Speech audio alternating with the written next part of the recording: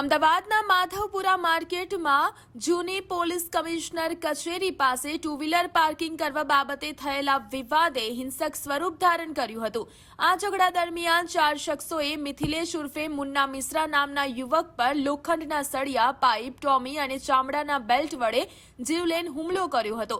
માથા અને શરીરના ભાગે ગંભીર ઇજાઓ થવાને કારણે મિથિલેશનું કરુણ મોત નીપજ્યું હતું। આ મામલે સક્રિયતા દાખવી માધવપુરા પોલીસે ગણતરીના કલાકોમાં ચારેય આરોપીઓ ઇન્દ્રકુમાર પટેલ, આકાશ કુંવર પટેલ, આકાશ રાઉત અને લાલી પ્રસાદની ધરપકડ કરી કાયદેસરની કાર્યવાહી હાથ ધરી છે।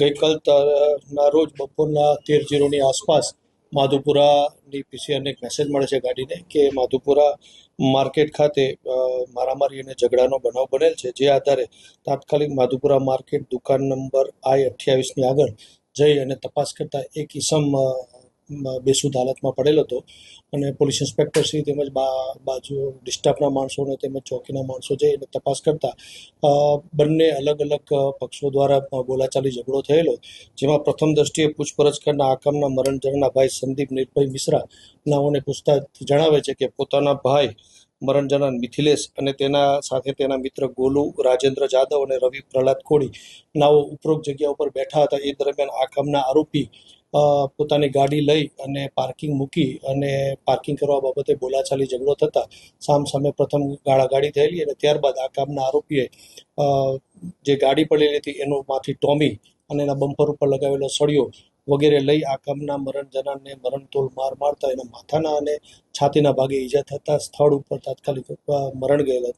ત્યારબાદ ઉપરોક્ત તમામ આરોપીને સીસીટીવી ફૂટેજ આધારે ઓળખાણ કરાવી તેમજ નજરે જોનાર સાક્ષીઓ મારફતે વેરીફાઈ કરાવી આ કામના તમામ 4 આરોપી નામે લાલી પ્રસાદ શિવકુમાર પટેલ, રહેવાસી કાળીગામ, મૂળ નાલંદા, તેમજ આકાશ મિથિલેશ રાઉત, ઇન્દ્રજીત ગૌતમ અને આકાશ શિવકુમાર પટેલ કે જેઓ અંદરોઅંદર ચારેય સગા થાય છે અને મૂળ નાલંદાના છે, હાલ કાળીગામ ખાતે રહે છે અને ડ્રાઇવિંગ અને ક્લીનરનું કામ કરે છે।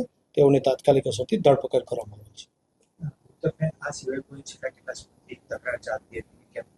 ના, બંને મૃતક અને આરોપી બાબતે અન્ય કોઈ તકરાર નહોતી। બંને એકબીજા માટે અજાણ હતા।